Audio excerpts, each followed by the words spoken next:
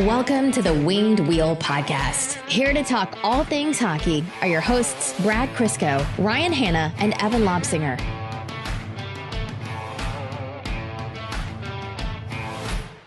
The word is out. I guess having the title of this episode being special announcement is a little bit undone by the fact that we announced it on Twitter before posting the episode. But the word is out. Winged Wheel Podcast Night at the LCA Part 2. The redo, the Redux, Electric Boogaloo, bigger and better. We need to think of an official title. Running it back. It's happening April 9th, Saturday, April 9th, against the Columbus Blue Jackets. The game's at 7, but the festivities start at 4 p.m. More on that in a second, but we've been itching to get this one out to everyone for a while, so this feels good. I've never been more annoying on Twitter in my life. I saw you replying to everybody. I'm like, where do you find the time? No. It's not the replying to everyone. Like I was just excited about that, but like teasing the news. Oh yeah. Putting out the teaser. I hate that. I hated myself for that. And so it's a very on brand day because I hate myself in general. But just putting the teaser out and then having to sit there and wait to announce it, I was just like, ugh. Yeah, that was one of the angrier retweets I've ever had. You knew the news. I knew the news, but like I'm like, I can't not retweet it. Yeah, that's fair. It's our thing, but like, well, it's out. Evan, the good news for you is our socially anxious king gets to sit in the lower bowl.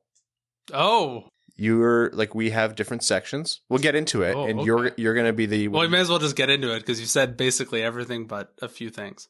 No, there's plenty more. You can actually sit on the Zamboni with Al if you'd like that. I definitely don't want to do that. Before we get into all that, welcome to the Winged Wheel Podcast. Here to talk to you about all things, not just Winged Wheel Podcast Night at the LCA, but Red Wings hockey and NHL news and prospect news. I'm Ryan Hanna. I'm Brad Crisco. And I'm Evan. So for those of you who are not at all interested in the concept of coming to a meetup, coming to the game, or hate listen / watch the show, I encourage you to skip forward to the actual topics. You can always use the timestamps for that. But for now, we're going to talk about the event, how it supports the Jamie Daniels Foundation. Then we're going to recap the Red Wings game that happened, and then get into our prospect profile, which is a really interesting one, which is relevant, especially with the Olympic game that happened today. And we'll see what else we get into before overtime. So, the Jamie Daniels Foundation is an organization that we're really, really excited to support. And we actually have Ken Daniels on this episode to tell you a little bit more about that and how we are supporting the Jamie Daniels Foundation with this Winged Wheel Podcast Night at the LCA. I read out all the things. The major thing for this episode is that Ken came on to help announce the event. So, some things about the event. It's the Winged Wheel Podcast Night Part 2, same as we did the first time, but we listened, we learned, we kind of paid attention to how things went the first time, and it was, a phenomenal time for, I hope, everyone, especially us. We saw over 400 of you turn out, actually, and we've made some changes. So the different things that are going to happen this time is after the pre-show, pre-game live recording, featuring Ken Daniels and some other special guests. Not everyone is going to, or everyone's not going to have to leave the beer garden anymore. We're going to be able to stay in there and have a post-episode like mingle, hangout, and everything. We're going to be ticketing on the way in, so scanning tickets so you don't have to leave. Very relevant. It'll be in April too. It'll be in April instead of November, which is a big plus. So pray for good weather that day, because then the entire beer garden will be open for us. So they'll have like cornhole and stuff set up outside. We're going to have some snacks and food out for people, and the bar will be open for you to purchase drinks. That is probably the greatest part of it all. Yeah. We found that one out quickly, and we turned to each other and said, yeah, next time we're opening that bar. And that'll be drinks of the non-alcoholic variety and the alcoholic variety, depending on your preference. So for kids and anyone who doesn't partake, there will be options for you too. We're going to make sure the post-game event venue to be announced is going to run longer, and we're going to make sure there's more food available at that one too, so that we aren't kind of...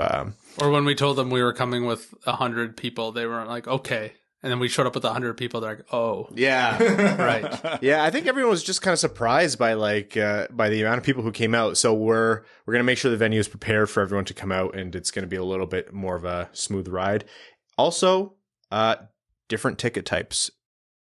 So we'll have the lower bowl available, and there will also be the gondola, and those are the two main Winged Wheel podcast sections. And for those of you who don't prefer or would prefer to be in the upper bowl, we'll also have some upper bowl seating as well. It's a little bit more scattered around, but we grabbed as many seats grouped together as possible. So yeah, the gondola will be one of the main sections, and there's going to be space to walk around, take pictures, mingle, hang out even during the game.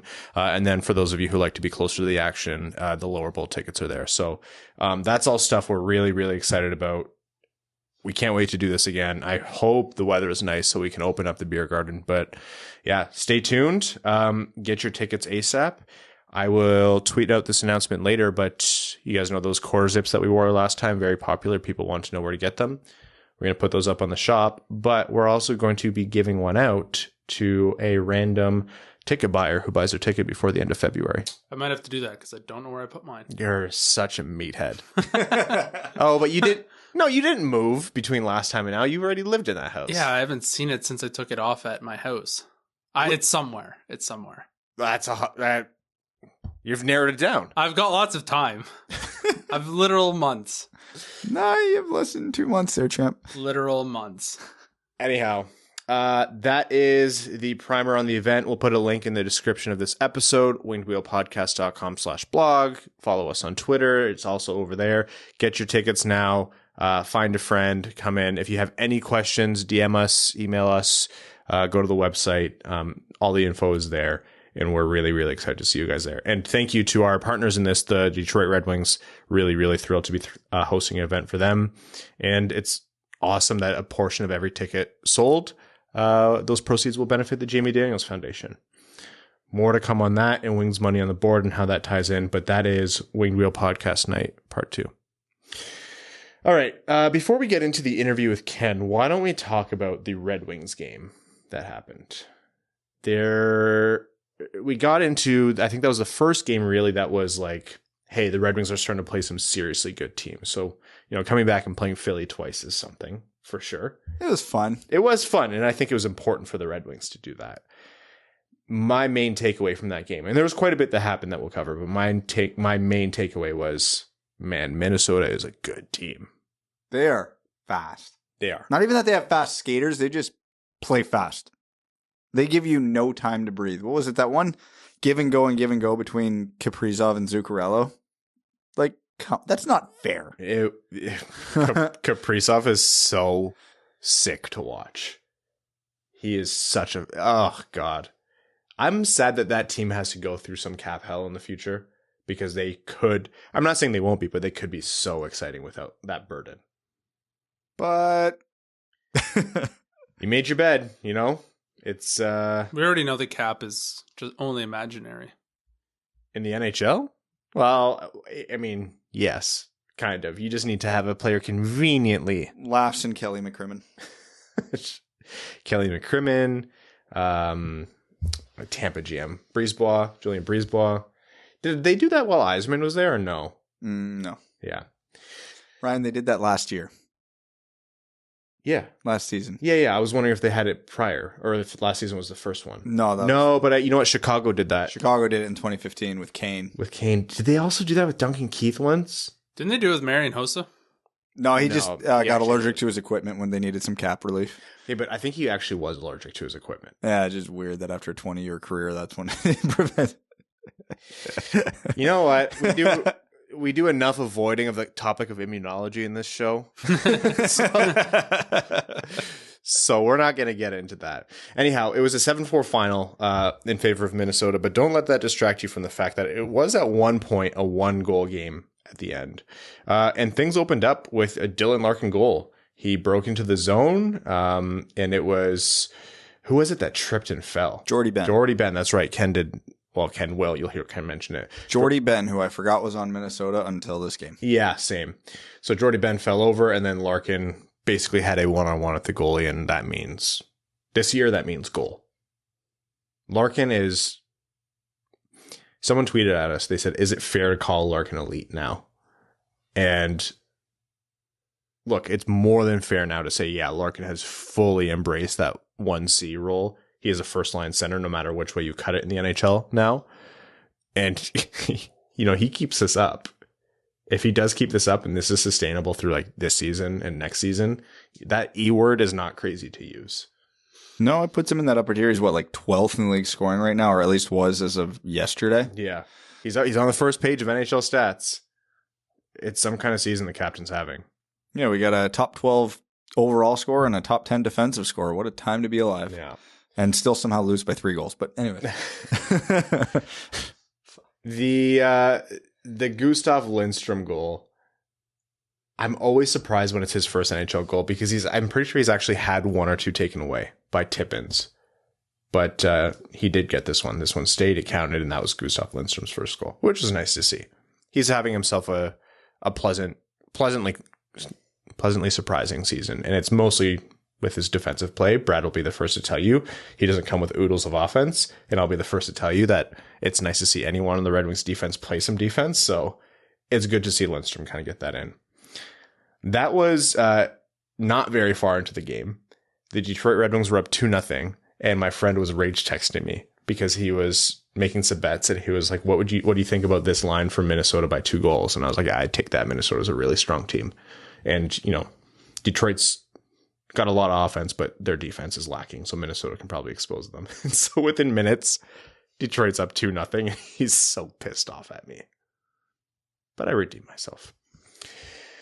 And then it came. So Matt Boldy scored, who is a phenomenal rookie, and that was a great pick at the time. And he's turning out to have like you talk about Anton Lundell as one of the surprising rookies of the year. Matt Boldy is up there. Yeah, because his post-draft season or 2 after that didn't go swimmingly, and people were wondering if he was even a stretch hit. I think he was picked 12th. Yeah, but patience is a virtue for a reason. Not every rookie can be Moritz Seider. We have to stop holding these rookies to that insane standard of Moritz Seider or Lucas Raymond. You got to give these kids some time. Feels like there has been like a lot of strong rookies this year, though. Not a ton that are, game breaking, but seems like there's a lot that are really coming into their own and really solidifying spots early in their career. I agree. I think there is. Is this true or false? There's a general change in attitude towards rookies in the NHL, and this year is a lot more prominent, where they realize A, the value of them versus like the contract that they have, which is minimal, and B, how much they can do on the ice even though they're not perfect NHL players so early in their careers. 75% true. What's the false part about it? 25% of the coaches in the NHL. Oh, yeah. So, but hey, I think 25, I think that number used to be a lot higher than that. Oh, it used to be way higher than that. That would have been, you could flip those percentages. And it's not necessarily that coaches in the past have always been wrong. I think there is something to be said about if the league is faster and more skilled, you probably have more leeway for rookies to come in and do their thing, right? And the league has gotten younger exponentially over the past, I'd say even just 5 years. Exponentially younger? They have 3-year-olds out there. Watch out. Shit, make him Mr. Window. Yeah, she did. She's an overager now. And the league used to be a lot of tougher, scarier, older guys who just beat the hell out of everybody all the time, and you did not want to subject an 18-year-old to that. Yeah. So the times they're changing. Like, look at rookie like Lucas Raymond, Moritz Seider, who we know of. Trevor Zegras has taken the league by storm. Anton Lundell has cleared 30 points. Michael Bunting, who's I think only 45 years old. Yeah, he's 32. Has 32 points. Tanner Jeannot, Dawson Mercer. Like, these are all guys who are having fantastic years and are notable. Jonathan Dolan, Jamie Drysdale. These are guys who are having really, really strong seasons. Seth Jarvis cooled off. Well, I mean, only a half point per game per rookie. Oh, yeah. Loser. Bomb. Yeah, Matt Boldy, like, there's a lot this year. It is really cool to see, and I'm curious to see how it changes the dynamic of NHL contracts in the future too, both in like how they're written by rule and what you can do with rookie contracts and how long players are team controlled. But also, you're going to see more and more teams take the strategy of just loading up on the young guys and using that to extend and highlight their windows. Anyhow, yeah, Matt Boldy scored again. So that was 2 for him, and then Kaprizov, and then Boldy finished the hat trick. Everybody knew that hat trick was coming as soon as he got 2. I think one time this year someone was due for a hat trick. It didn't end up happening. Every other time. Someone looked it up, and I did not take the chance to verify it, so this could be way off. But someone said, like, oh, it's only been 3 first-time NHL hat tricks against the Red Wings this year. I'm like, I'm sorry, 3 first... This year? Yeah, in one season, 3 first-time NHL hat tricks? Half a season. There's still time so far. And if that's wrong, I apologize. But just the notion, like the fact that we can say that out loud, and I actually don't think that's wrong. That sounds Boldy, okay. Dylan Strome. Who else? That's 2 right there. Yeah, there's another one. You'll all tweet it at us, so thank you in advance. Bunting. Oh, yeah. 2 rookies. Red Wings fans, borderline obnoxious about their advocacy for the Calder Trophy. The Red Wings allowing other rookies to score hat tricks. Every team starts calling up their rookies for games against the Red Wings. May as well. You have a rookie goalie or a young goalie who needs a shutout, bring him in. Yeah. You have a guy who's from the German 6th League who had to come over to play out on an emergency basis, and you want him to score a goal, bring him in. I don't care if he's your assistant video coach. He'll probably score. The Red Wings play the Rangers next, don't they? Yeah. Sounds like that could be the wheel that gets starts turning to get Lafreniere going. Yeah. Lafreniere hat trick is, get ready to call that, Ken. And the funny thing is, all that followed, and then Eriksson Ek, and then it was a 5-2 game in 8 minutes into the third, and you're like, oh, here we go. And then Raymond scored on the power play. And that was just, I loved that goal so much because it's back to, it kind of looked a lot like the goals we saw in October and mostly November. It was Seider at the point, over to Larkin on the right wall, to the right side of the net, facing the net, and then beautiful crossing pass to Lucas Raymond. Doesn't double clutch, makes no question about it, and fires it home for the one-timer on the power play. Just perfect goal. Crossing passes on the power play. Weird. It's really weird how things seem to work out when they do that. It's not always possible. I understand it's not always possible. Even on nights where the Red Wings are really moving and getting that mobility in the power play, some teams' penalty kills are just together. And they know to shut that shit down against Larkin and Raymond and them. But when they are available, it is a beautiful, beautiful thing. And that was Lucas's 13th goal of the season. Seider, with his second assist that game, that was his second, passed Trevor Zegras in rookie scoring. Like overall points. So more games played. But did he score on a Michigan? 7 more games played, but yeah, 34 points in 50 games for Moritz Seider. Trevor Zegras has 33 points in 43. But man, Moritz Seider doing that as a defenseman. I don't know if you all guys, the much more impressive. Yeah. I don't know if you guys know this, but we generally advocate for Moritz Seider as for the Calder Trophy on this podcast. It's a hot take. It's a very hot take. But the moment he did that, you would really think that at some point Zegras was going to pass Seider, and then it would just be like Raymond, Zegras, maybe even Lundell for the rest of the season in terms of points. And Seider still could have been a Calder favorite even without the points. But here he is with 34, and he's a plus player. Dear God. Yeah, wasn't this another one of those games where Red Wings gave up 7 goals and he was a +1 on the night or something like that? I'm sure it was. Which is just... Yeah, it's a little insane. Let's see. The anti-Brett Lebda game. That's still my favorite stat in NHL history. Yeah, he was a +1. Moritz Seider, +1. After losing 7-4, jeez. Yep. And then Sam got, like, there was a minor penalty at 4 minutes left in the third, which actually was initially a double minor, and I was like, perfect. 4 minutes left in the game, 4-minute penalty. I was like, this is great for Detroit. Unfortunately, they reduced it back to a minor, which is always annoying when that happens. There was a shift that was north of 4 minutes, I'm pretty sure, for Larkin, Raymond, Seider, and company. Like, they were all out there for over 4 minutes. And Brad, all I could think of was you the entire time. Because is it a good thing for an NHL coach in a game where you're down by 2 goals to play the same guys for 4+ minutes on one shift? I think there were a couple whistles in between, but... It depends how your team's constructed, but as the Red Wings are constructed... No, don't get too far ahead. In general, you would look at that and you'd go, what? Oh, yeah. If you're a good NHL team, that seems like a terrible idea. Those guys are going to be feeling that for days. Yeah. But if you are a team with like approximately 5 or 6 players who can do anything of consequence, especially in a situation like that, that is the only time you can get away with it. And I would have pegged Jeff Blashill as one of the last coaches in the league to do it. And I was proven wrong. Yeah, he's weird in that. Like, he's super progressive in some ways and like the exact opposite in others, which, hey, you know, he's not tied to a philosophy, which I do appreciate. Because I know he gets ragged on a lot when the Red Wings are down like 2-3 goals and he'll pull the goalie with like 6 minutes left when they're down by like usually 3 or more. And everybody hates on him for it, and I love it. Like, it's what you cool. Your team scored 1 goal in 55 minutes. You think you got faith they're scoring 3 and 5? No? Yeah, you get the advantage. And he knows who his horses are this year. He especially on the power play. When he pulls them off the ice on a normal power play is another discussion to be had. But in a circumstance where it's essentially do or die that game, yeah, you ride the guys that are going to get you there. I have seen that improve, I think, over the season, though. Like, we saw way too much of like 30, 45 seconds and then PP1's off the ice. Oh, no, that's been a very real problem lately as well. I've been keeping close track. But I think well, maybe it's not. This is anecdotal. I have not been paying that close attention. But I have seen a couple of times where they've been out there longer. And that, at the end of the game, I think it was important to see. If he didn't do that, I wouldn't have been pissed. Like, if he said, I can't play guys for more than a 2-minute shift, that's nuts. I would have been like, you're absolutely correct, Jeff. But he played them for more than 4, I think close to 5. It's like, all right. And then that is funny because that whole shift, they had great control, a few really good chances, and it just wasn't going in. And I was like, it was worth a try. Then Sam Gagner came in and buried one. And all of a sudden you have a 1-goal game.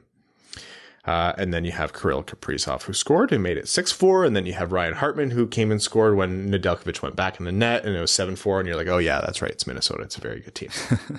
Wild game. Crazy third period. That wasn't even intentional. You bastard. Yeah, I'm sorry. But I don't know. I wasn't too upset about it. It's what you expect for the Red Wings. A really strong team playing a team with, fun offense that can fire away 4 goals. And a terrible defense, 7 against. Someone pointed out, and it was really smart, I thought, to acknowledge, playing those guys for 4 minutes, if they were on a back-to-back, would have been especially stupid. But the Red Wings don't play again until Thursday night. So that's 1, 2, 3 nights off before they're in New York to play in MSG, 7 p.m. Eastern. 2? 2 nights off. Tuesday, Wednesday. Monday night, Tuesday night, Wednesday night. They played Monday night. Right, but after the game.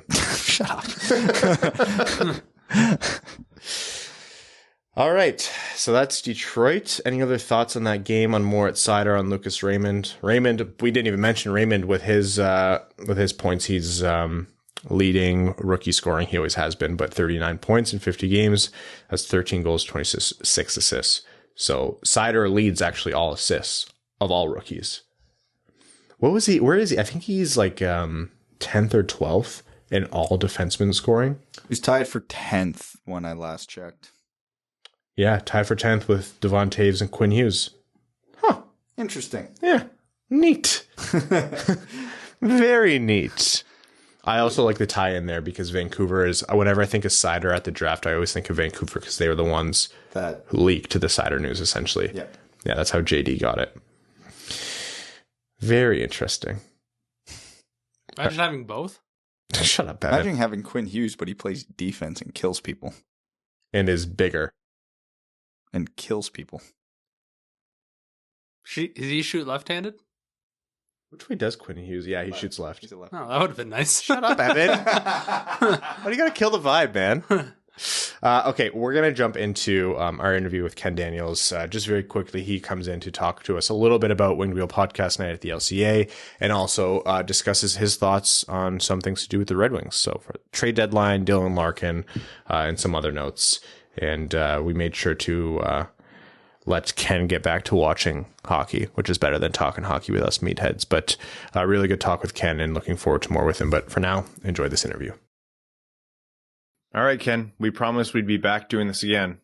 Welcome to the Winged Wheel Podcast. And for you, we didn't have Brad here this time. Well, you can only have one person undersized per show now. Okay. See, I don't... you might be around the same height as Brad, and I'm actually not too far off. But the trick is you just pretend he's way shorter, and that way he's always a heel for you. Yeah, you know what though? In all honesty, I think I could eat peanuts off Brad's head. I think. Seriously. We could try I it. don't even think that's that's not a problem. Yeah. Well, you'll have an opportunity to try it, because part of the reason we have you on today is to talk about April 9th, where in addition to seeing you eat peanuts off of Brad's head, people can come in, buy tickets for the Winged Wheel Podcast Night at the LCA Part 2.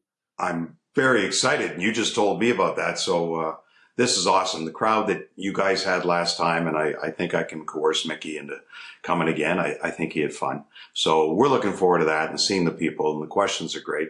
And just, it's been, we do a game and we broadcast live for the most part, except, we've been in studio a lot this year.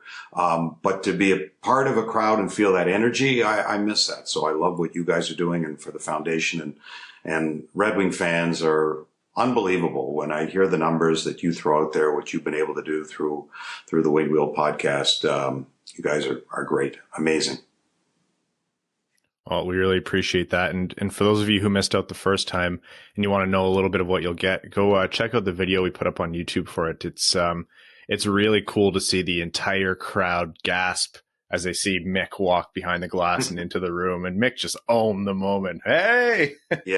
It's sat down, got on the mic, and went. I coached. I hosted Coach's Corner with Don Cherry back in the 90s, and I always feel, it was with the Ron and Don show. I always feel when I'm with Mickey, it's like I'm Ron to his Don, because he just has the whole audience with him. Although he's lasting longer than grapes now, in a better fashion.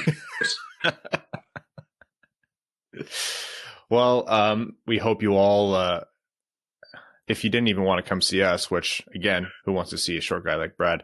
If you don't want to come see us, it's a great incentive to come out and see Ken and Mick, and the entire pre-show episode and the get together it's a big blast. So, Ken, we're really, really happy to be able to do this. And it's not just about, going to a game and watching some hockey. Like you mentioned, this is in support of the Jamie Daniels Foundation. So a portion of proceeds from every ticket goes to the Jamie Daniels Foundation.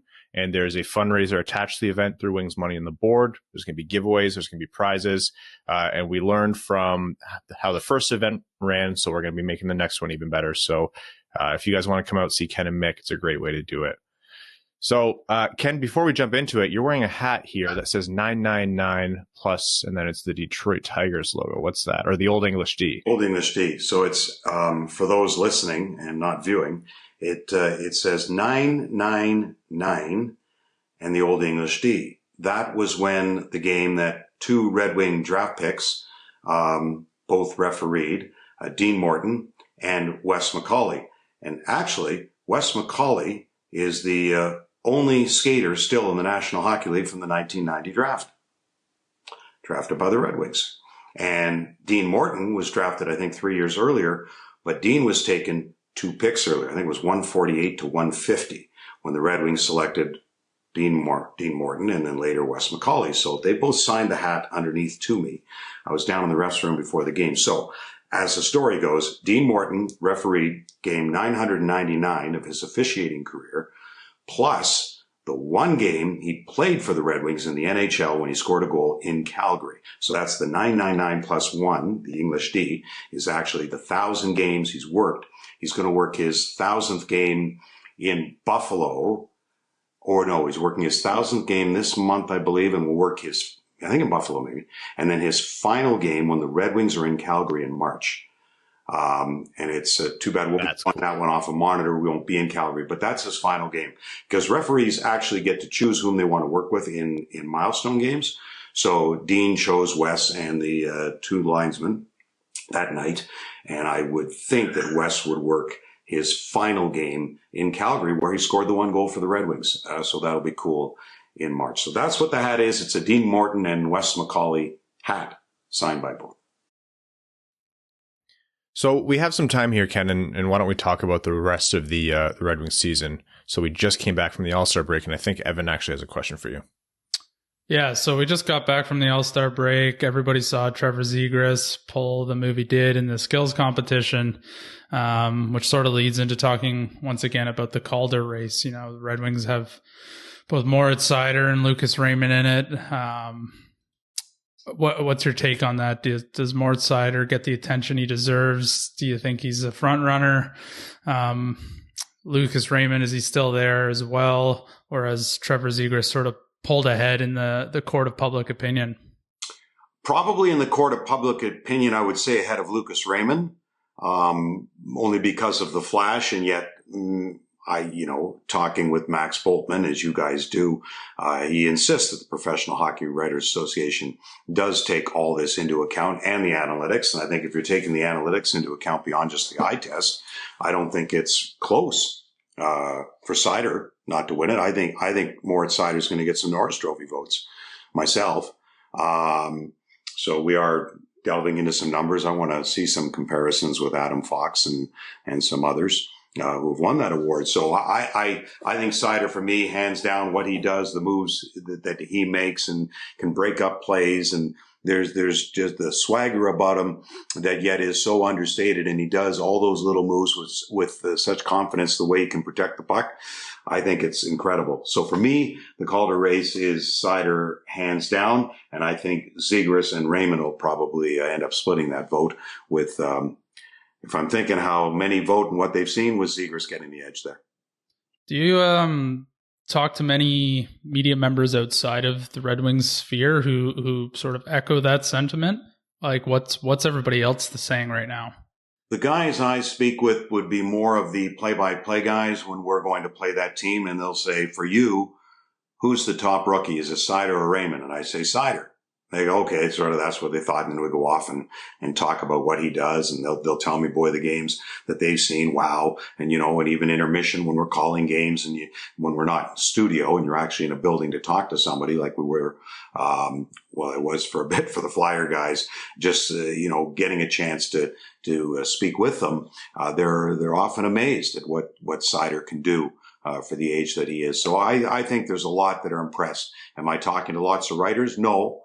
Some, but yeah, I think it's pretty well known what Seider's doing on the back end and the tough matchups that he gets.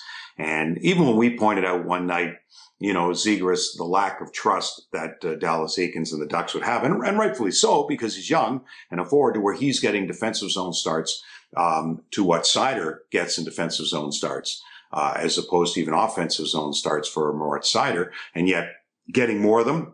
I think lately, just with the trust and when he's out there, it's funny. It's getting to the point, and believe me, I'm not comparing him to Nick Lidstrom. I'm not. But when the score was either way within a goal late in the game, who would you want out there in that game to protect it or try to even it? Was Nick Lidstrom. And I don't think I've felt that way about a defenseman with the Red Wings. And maybe that says where Detroit's been since Nick retired. I can't really think of one that I really wanted out there in the final minute of a game to even help lead the attack to even it or to prevent it than Moritz Seider. Yeah, there was a joke that came about when Seider was drafted. It was hashtag German Lidstrom. It was funny, and, you always want to temper the expectations. And again, you don't compare a rookie to one of the greatest defensemen of all time. No. But that joke is becoming... It evokes more and more real emotions every game you watch Seider. Like, he just consistently is raising the ceiling. Yeah, and he, we'll see how he does as the games, although this month is pretty good for Detroit, but we'll see how he does over a full season, and he may yet, have that lag that Raymond went through. But I would think in about 4 years from now, as the Red Wings progress and you get more minutes from others who can prevent Seider from having to play those, that maybe you can free him up somewhere else because you have others to take the spot that he's now taking.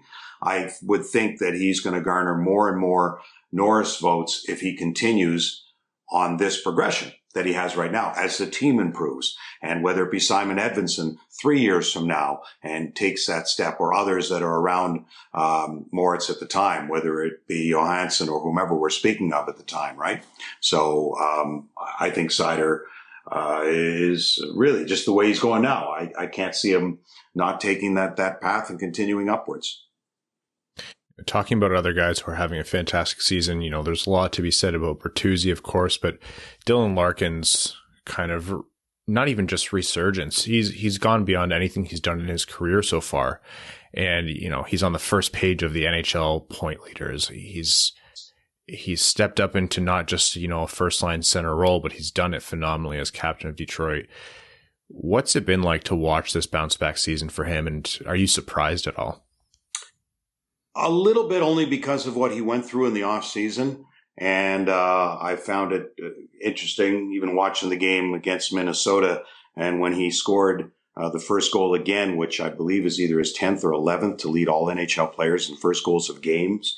And then I see Jordy Ben take a tumble, and I think that's hockey gods for what his brother did to Dylan. So that's the first thought that came to my mind. And yet I'm thinking, his first year as captain was so tough for Dylan, and then having to go through after the cross-check from Jamie Benn and to rehab all summer. I think Dylan just concentrated on Dylan and what he needed to do, and don't worry about the captaincy, because he was worried about his career and where it would be, and in a neck brace and everything else. So he didn't have time to worry about anybody else. He concentrated on himself and concentrated on getting in shape best he can, going through that, and concentrated on working on his shot, which I think is can some nights be overpowering now, the way he's leaned into that. So he's taken that an extra step. So I think the way that skating came back, the way he rehabbed, I think all that to be where he is now and having the best start to his career through what is now for him just over half a season of what would be a regular season, I think it's kudos to him and how hard he worked. So surprising these numbers, yes, because of what he went through,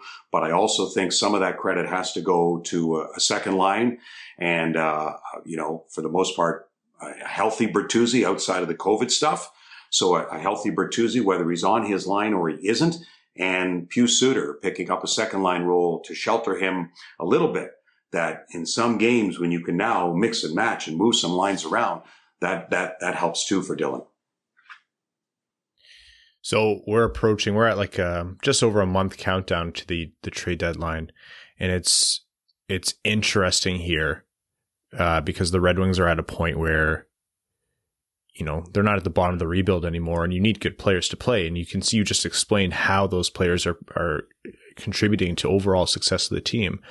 But they're going to get calls on guys like Nemesnikov. Of course, Nick Leddy is the probably most likely name to move. And even beyond that, what kind of things are you expecting or do you think are on the table for the Red Wings at the trade deadline? I think anything's on the table, quite frankly. And I think there are a lot of defensemen out there, including left-handed defensemen. So I don't know what the price for Nick Leddy is going to be. So I wouldn't set the sights too high. And yet I never count out Steve Yzerman from making something out of nothing.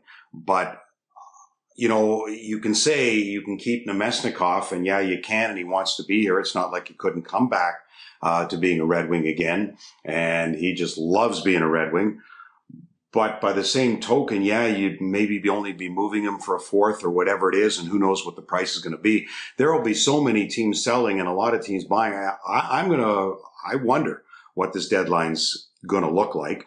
And with many teams up against the cap, and the cap's not going up anywhere, and some teams that are going to, have to eat some money, and the Red Wings are already eating one contract, so they've got two left. You can only do three. So it depends what they go with Leddy and what leaves them to do one other one. But whatever you are moving, and people can say, well, you're moving him and you're only getting a fourth. Yeah, you're only getting a fourth. But if you have 2 or 3 fourths and you make another move now, you move a third and you move 2 of those fourths, and all of a sudden you're moving it for something else you want. So you're just picking up collateral. That's what you're doing. You're just more kicks at the can for your own team, or more kicks at the can in the trade market, whether, it be at the deadline, or whether it be at this year's draft or next year. What you're going forward if the picks aren't for 22, but they're for 23.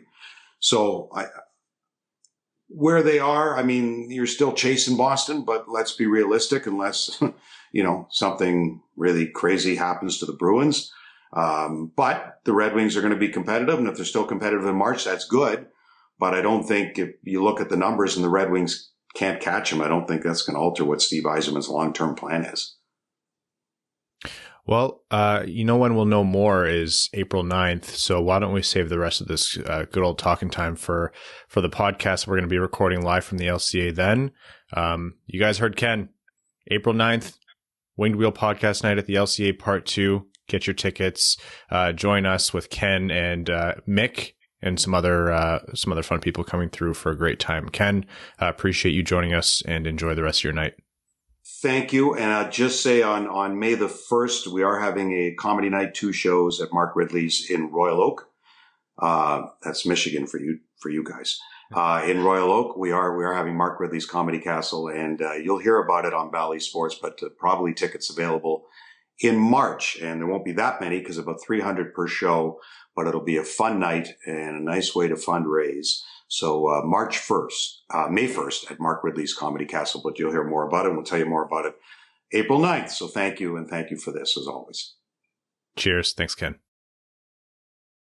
And that was our interview with Ken Daniels. Appreciate Ken coming onto the show. Aside from just talking Red Wings hockey and his thoughts, on the trade deadline and everything, it's good to see, or I'm happy to hear that he's just as excited as we are to record the live show from the event, bringing in Mickey.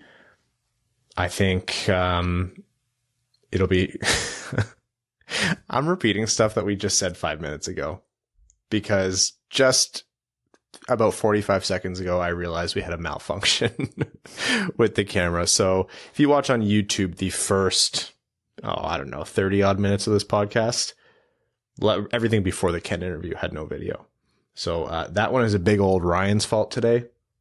I think, as best as I can tell. On the plus side is everybody who's watching the YouTube video from this point out is sure going to get a laugh of you nervously looking directly into the camera every 30 seconds for the rest of the video episode. I know. I'm just looking at it, not like wide-eyed. But no, it's really great to see, or it's going to be really great to see everyone's reaction to Ken and hopefully Mick there again. I think Mick's entrance last time cannot be topped. That was like the most organic shock and awe moment of the podcast. So we need to manufacture something insane is what you're saying. Yes. So maybe we need to work with our friends at the Red Wings to get the Michael Jackson coming out of the floor stage thing. Steve Yzerman actually piggybacks him into the room. And then just leaves. Yeah. No words. Yeah. It doesn't say anything. It'll be the best interview we've ever done.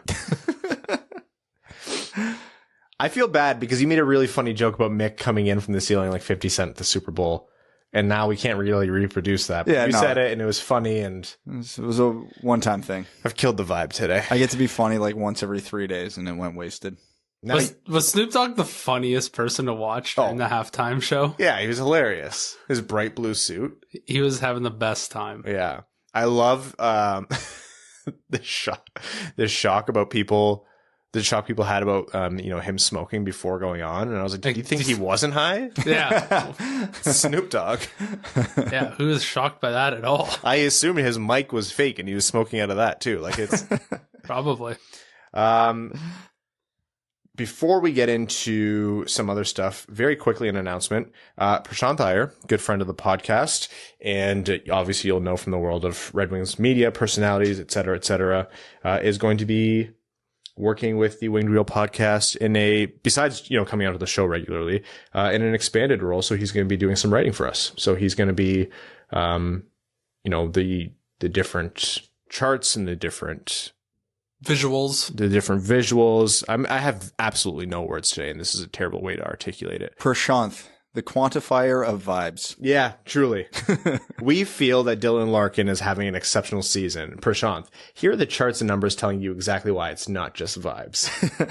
But no, Prashant, we all know, has put together some great pieces in terms of not just the narrative, but the data and the information, the charts behind it. So we're really excited to see what he puts together, and that'll be posted on wingedwheelpodcast.com. And obviously we'll have him on to chat about it after. So we're looking forward to that. More Prashant, more good podcast content. Before we get into prospect profiles, We are first going to talk to you about how this episode of the Winged Wheel podcast is proudly brought to you by the FanDuel Sportsbook, sponsor that gives hockey fans what we really need, even more excitement. They're easy to use from registration to deposit and finding your best bet, and withdrawals are quick and easy. FanDuel pays your winnings back in as little as 24 hours. They always have fantastic odds boosts and specials every day with some big super boosts each weekend. All of those and more reasons why FanDuel is America's #1 sportsbook. Now listen to this. FanDuel is letting you place your first bet risk-free up to $1,000. Just place a bet on any game, and FanDuel will refund you up to $1,000 back in site credit if you don't win that first bet. No strings attached. If you win, you keep the cash. If you lose, you get that grand back in site credit. What we want you to do is download the FanDuel Sportsbook app to get started with that risk-free bet of up to $1,000, and be sure to sign up with promo code WWP so they know the Winged Wheel podcast sent you. That's FanDuel Sportsbook, promo code WWP. You must be 21 and older and present in New Jersey, Pennsylvania, Illinois, West Virginia, Indiana, Colorado, Iowa, Tennessee, Virginia, or Michigan. First online real money wager only. Site credit is non-withdrawable and expires in 14 days. Restrictions apply. See sportsbook.fanduel.com for details. If you have a gambling problem, call 1-800-522-4700 in Colorado, 1-800-BETS-OFF in Iowa, 1-800-9-WITH-IT in Indiana, 1-800-GAMBLER in New Jersey, Pennsylvania, Illinois, or Virginia, Tennessee Redline 1-800-889-9789, 1-800-GAMBLER.net in West Virginia, or call 1-800-270-7117 in Michigan. Remember the Moritz Seider odds? The last we talked about him, plus 550? Already dropped. I'd like to think we're responsible for that. Yeah, probably. I did. My same friend who was mad that initially the Minnesota bet wasn't looking good. I told him, I said, get in at Seider. If you care, get in for Seider at 550. And he didn't listen to me. He's like, it's at plus 300 now. I'm like, yeah, you left money on the table, man. All right. Prospect profiles. Been a couple episodes since we've done one. Some stuff's been going on, but let's get back to it. Brad, this one is topical. Who are we talking about today? Juraj Slafkovsky, the Slovakian superstar. Giant Slovakian superstar. Big boy. The size of Evan's attitude right now. I've frustrated you. I'm sorry, man. Frustrated me? Yeah. Why? I wasted your time. My time? How many times have I messed up on this podcast? I don't care. I'm eyes open, asleep inside. Don't be gracious about it. The wheel is turning, but the hamster's dead. Yeah, the hamster is dead. The light's not on, but the vending machine still works. Like that energy. Have you seen that meme? Yeah. No. For the best. Anyways, prospect profile. Juraj Slafkovsky. At one point, the possibly still leading scorer in the Olympics as a 17-year-old, playing a top line role for the Slovakians. I don't want to call him a boomer bust prospect, even though I've seen him referred to as such, because I think his floor is higher than he's getting credit for. He's a big forward, whether he's going to be a center or a winger, still to be determined. But really, really skilled, really creative, really confident with the puck. He's not slow, but skating's not a hallmark of his game. Smooth might be the word. Despite not being a burner, and just produces. He's been playing top level in the Finnish Liga this year, doing well there. He's been played with the Slovakian men's national team at top level tournaments, I think more than a few times now. He's been doing it for a couple of years, even as a 16-year-old. And yeah, like I said, he's having a huge Olympics right now. If you want to know how highly the Slovakian team thinks of him and the coaching staff there, Slovakia beat the U.S. in a shootout today to advance to the semifinals of the Olympics, despite not having one of the stronger teams there. They needed to tie the game in the final minute just to get to the shootout, and Slafkovsky was on the ice for that final minute in a quarterfinal game in the Olympics. I understand no NHLers there, all that. If he'll be great in the East Coast League. Yeah. Even if NHLers were there, he would have still been on this team. But yeah, he's it's funny. Scott Wheeler had a really interesting comparison for him. If you want to understand like what it means when he's really big, really skilled, and really smooth, and it's almost unsettling to see that combination. He said he's resembles Simon Edvinsson, although at forward, in the sense of somebody that big shouldn't be able to do the things he can do. So he's been floating anywhere from 5 to 15 in a lot of rankings. I think these Olympics have probably solidified him in a top 10, and he's a very, very strong candidate for the top 5 at this point. If he was Canadian, he'd go in the top 3. Honestly. Well, he's an interesting prospect because it's something that I've been thinking about a lot. And this is kind of like personal philosophy when evaluating prospects is, are we overvaluing skating? There's nothing wrong, to say the absolute least, with a burner, a guy who can skate, who pivots real well, his edge work is good, his top speed is good, his acceleration, his agility, whatever. That's all great, and that makes for a great player. But guys who don't have all that, are they automatically pigeonholed just because they're not top tier skaters? I wouldn't say they're pigeonholed, but it does have to factor in because, you know, I think anytime someone's not a top end skater, they're automatically labeled bad skater when there is an in-between. Like, for example, Dylan Larkin, great skater. Giovanni Smith, bad skater. Well, there's a lot of people who fall in between those two designations. Well, stay on the top end of the lineup, though. Tyler Bertuzzi is not a strong skater. Yeah, exactly. Yeah, Tyler Bertuzzi is a below-average NHL skater, and he makes it work. Now, he's got a few exceptional skills that make up for it that, Slafkovsky might also have. He's got a lot of skill to his game. He's not afraid of a physical game, but he doesn't like it's not his thing. Actually, now that I'm thinking about this, he's not too dissimilar from like just being a much better Elmer Soderblom. That's exactly what I was going to say. Honestly. He's a souped up Elmer Soderblom. Yeah. It's, because if you're going to be not an elite skater, because I'm not going to call Slafkovsky a bad skater. He's not. He's probably projected to be like an NHL average skater. You can't be a top end player with average skating unless you have some very above average tools to complement it. Like we've talked about Bertuzzi's hockey IQ and his ability to handle bad pucks and stuff like that. Slafkovsky, he's got some exceptional tools to his game. He is incredibly skilled. He can attack with deception. He reads the play very, very well. Super confident with the puck, almost too confident because whatever level he plays at, he doesn't give a shit. He's going to try stuff. Yeah. And it works more often than it does. And it does run him into trouble from time to time, but I'd rather see a kid at his age do too much and then have to be reined in than try to teach someone how to do that kind of stuff. So, yeah, I'm a big fan of Slafkovsky, and I think he'll be a top 6 forward at worst in the NHL. Yeah, what I like about his game is that even, something that people might ping as a weakness, I think he's still a smooth skater. And, we're watching what Moritz Seider is doing right now. We're watching what Simon Edvinsson's doing. And, to a different degree, we're watching what Elmer Soderblom is doing. You can really see how guys can be effective without being the absolute best skater on the ice. Not only that, let's say he does end up being just a league average NHL skater. League average NHL skater at, 6'4". How tall is he? 6'4"? I think he's listed at 6'4", 225. If you be a league average NHL skater and you're the size of a big fridge. Really big fridge. And you can dangle and you have really soft hands, like that overcomes any deficiencies in your skating, which I don't even think deficiencies is a fair word.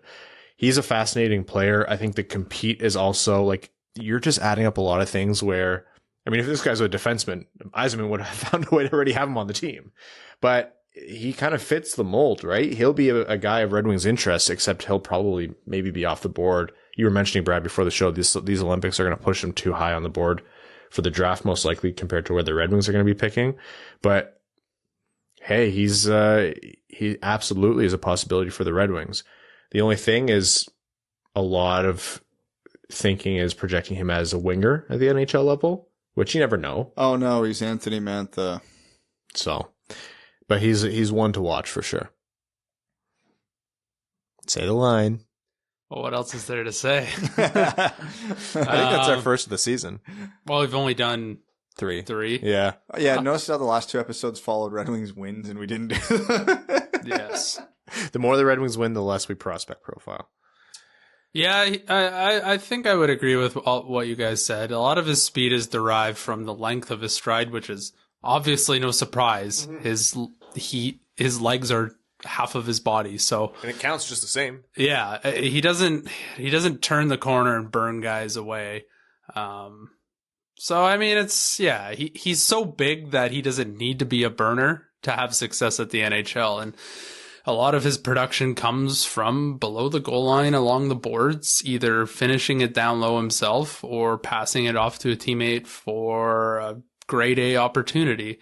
And there's a lot of players in the NHL who cannot do that. And every line sort of needs a guy like that.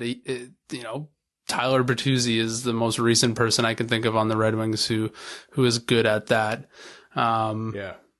He's tenacious on the forecheck. Like, that's a big thing that these Red Wings are trying to instill in this team. He could be a good fit. I don't see him as a line driver per se. He would need some complementary pieces along that line. But if you can round out a line with him on it, you have a seriously dynamic and dangerous line. You imagine the Red Wings with who they have on defense, and then Soderblom makes the team, and then in a couple of years you have Slafkovsky. They're going to have to heighten the doorways at the LCA. Yeah. He's such a, you were just saying this, Evan, in better words, but he's such a unique threat. And there's so many different facets to his game. There's guys who are 6'1", 185 pounds who can skate and do everything at an NHL level are a dime a dozen. Yeah. Guys who are huge and have good hands and are good down low are impossible to defend against. Yeah. And it's a game planning nightmare. Okay, Moritz Seider. When Moritz Seider steps up on the boards and decides to protect the puck, how often do we see him lose those board battles? Almost never. He has his way with the other team. And so much of the NHL is decided in a 3x3 space. Yeah. Beating someone else. This is why you know what the boomer window is. You speak their language. But I do. I'm trying to translate it to the modern game. Yeah, but you're absolutely right. And that's what coaches preach too. Like, that's when you talk about the little stuff in that game, like that small office that you're in, winning the puck and coming out of there with the puck. Like, how many teams have stupid slogans on above a doorway or something that says something along the lines of compete or something dumb? All of them. Every single one. And I was at the Ranger game on Friday night and it says, do your job. Like, but what he is really good at is those things. Like, he is very tenacious offensively, and coaches will love that. Yeah. Always drink your Ovaltine or whatever it is. That's probably the best one. Is that real? It's from A Christmas Story. It's from when he decodes that thing, and it says, be sure to drink your Ovaltine. It was an ad. I'm just being an idiot, man. Oh, God. Ruining a good You and scene. I have different levels of love for Christmas. Yeah, we absolutely do. You're like a Scrooge. I probably took my tree down the latest, though. When did your tree come down? Far too late. Yours was down before ours. Wow, mine came down late. Yeah. Anyways, Juraj Slafkovsky, probably you're thinking, Brad, closer to top 5 than not. Yeah. So, I mean, if the Red Wings are in a position to draft Slafkovsky, we either have seen a horrendous March and April from the Red Wings, or the lottery gods are cruel and from position 15 gave Detroit the winning lottery ball and they moved up to position 5. Does the 16th ranked team miss the playoffs still with the 32 teams, or is that the final playoff spot? 16th ranked team misses. So you know what's coming, right? You think it's going to be like absolute worst case, like from 16th to 6th? Oh, yep. It's going to be 6th. Yeah, as soon as you said it out loud, you knew it. 6th. Yeah, it's going to be 6 overall. And guess where Slafkovsky's going to go? 5th. Yeah. But, hey, he's not the only good prospect. We have more to come. So that's Juraj Slafkovsky. We will have more prospect profiles in the future. Thank you all for tuning into that. Some NHL news before we jump into overtime here. Jack Eichel. Yeah, I mean, we talked about Mark Stone going on LTIR, and Jack Eichel is back tonight. I always forget that one of the best players on the planet has not played hockey in a million years. Like, you get lost in the Jack Eichel hype, and there's been so much. If you ask any hockey fan who follows the game remotely closely anything about Jack Eichel, and you say, tell me the first thing you think of, they will talk about the Buffalo, conflict, his surgery, his recovery, anything like that. They won't talk about the player. But you forget he's one of the best guys in the league. Do we need to do a prospect profile on Jack Eichel? I don't know. Can we draft him? If you can't draft him, then I don't want him. So, I mean, what is it? 10 mil over the cap Vegas is going to be? Once Stone returns, probably right in time for the playoffs. I think Brad's going to cry about it all year. Oh no, I'm way over this. I didn't fault Tampa for it when they did it. I faulted the NHL for not closing the loophole, and they didn't close the loophole. So, hey, I hope as many teams as possible exploit it at this point.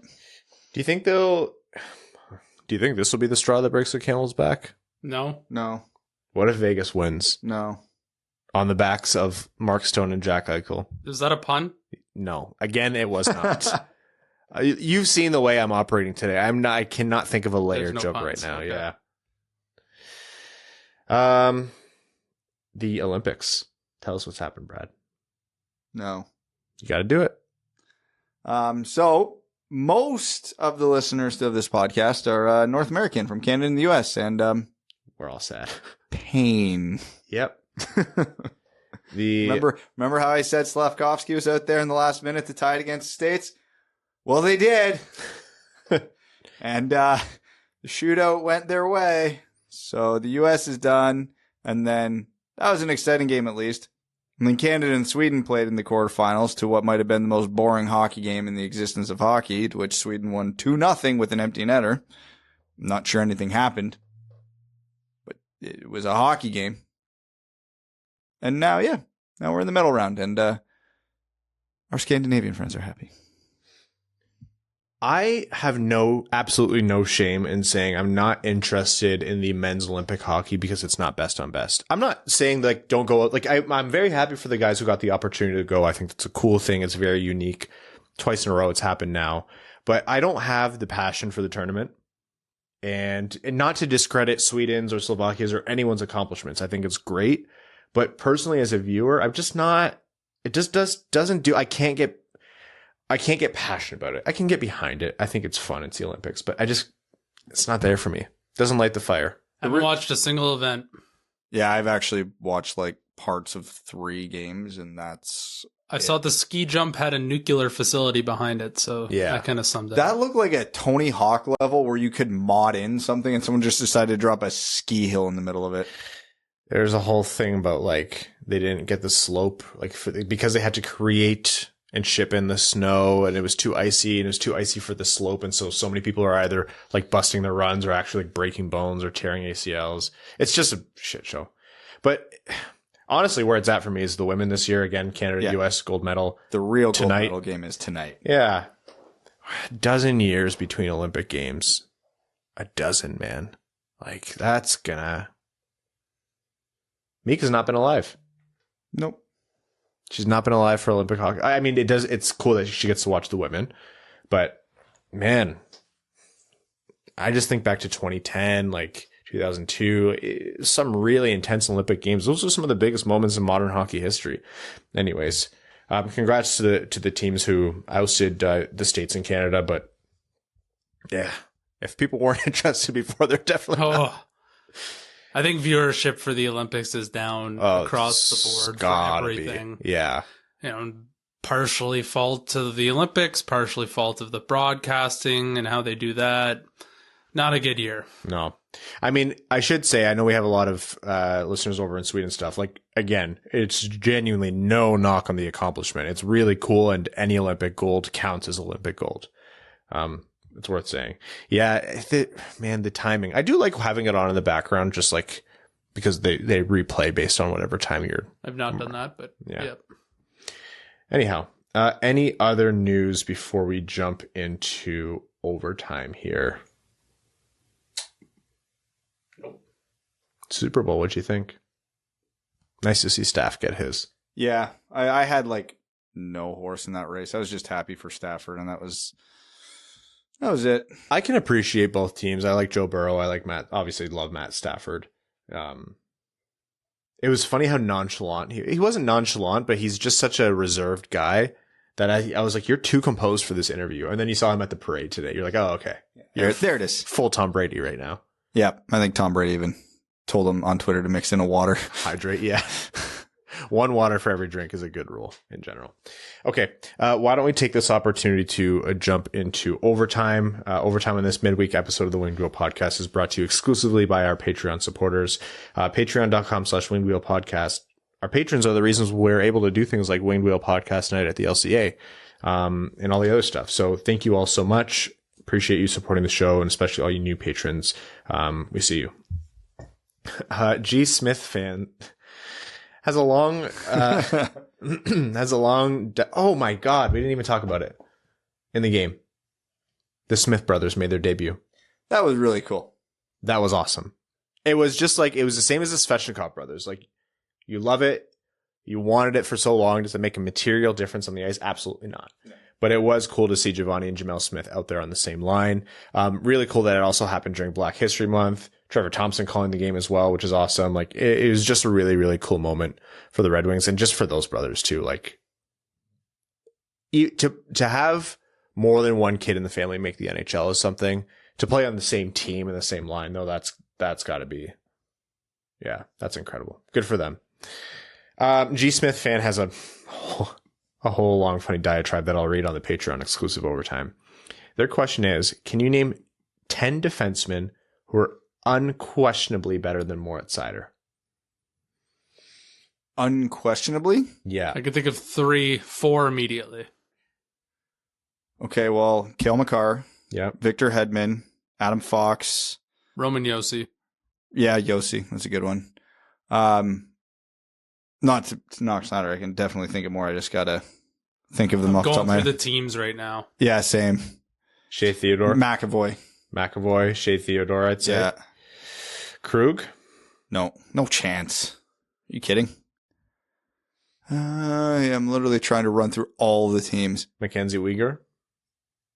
Unquestionably? I don't think it's unquestionable with... I was thinking about him too. Yeah. Slavin's there.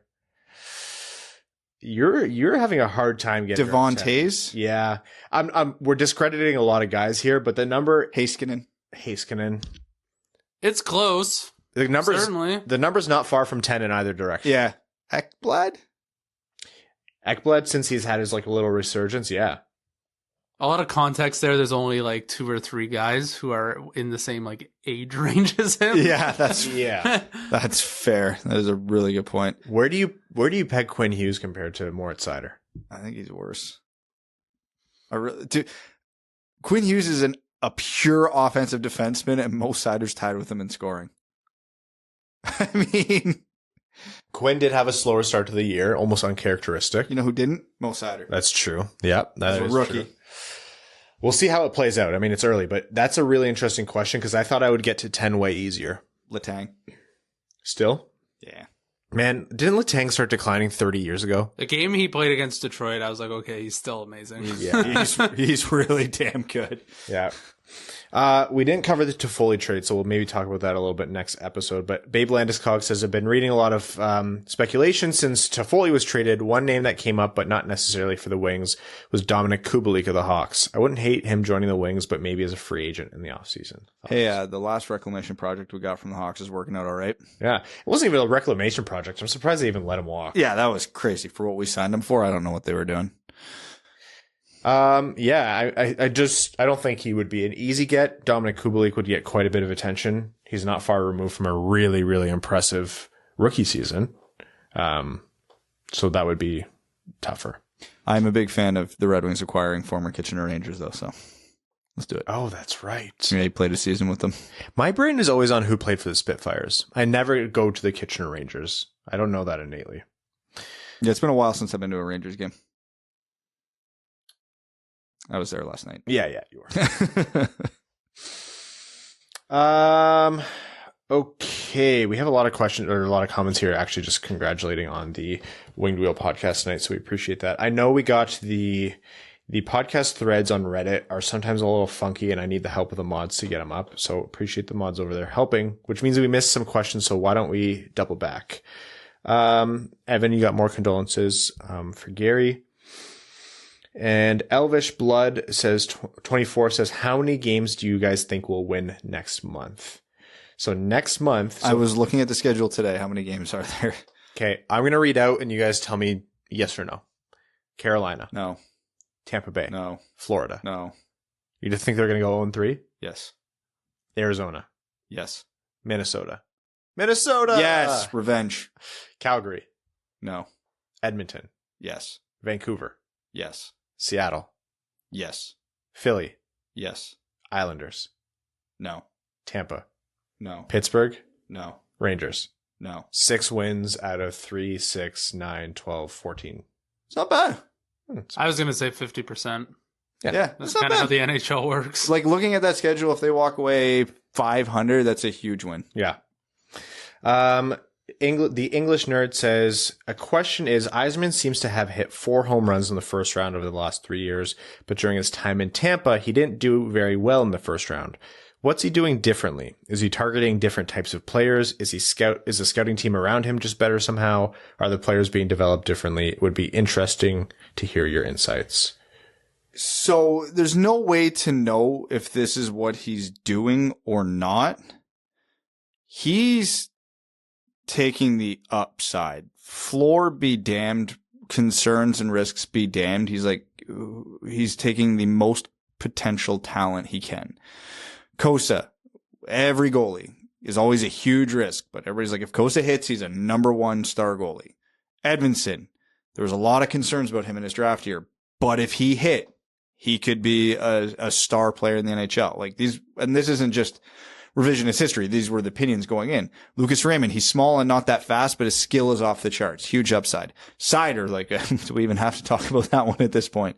He swings for upside, and it's probably a little unreasonable to think he's going to go 4 for 4 in a row every time. And not that there's any guarantees on Edmondson and Kosa at this point.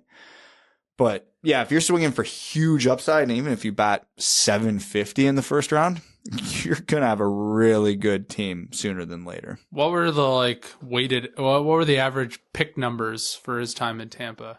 They're lower than what they've been in Detroit. So that helps. It varied. Yeah. Yeah, like Vasilevsky was like 19. I think he took Brett Connolly at 6. Slater Cuckoo was like 10. Like, yeah, he did not have a good track record in Tampa.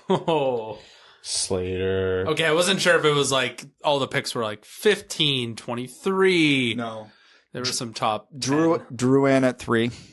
Yeah. That did not work out. On elite. You got Sergachev for him, so kind of did. Yeah.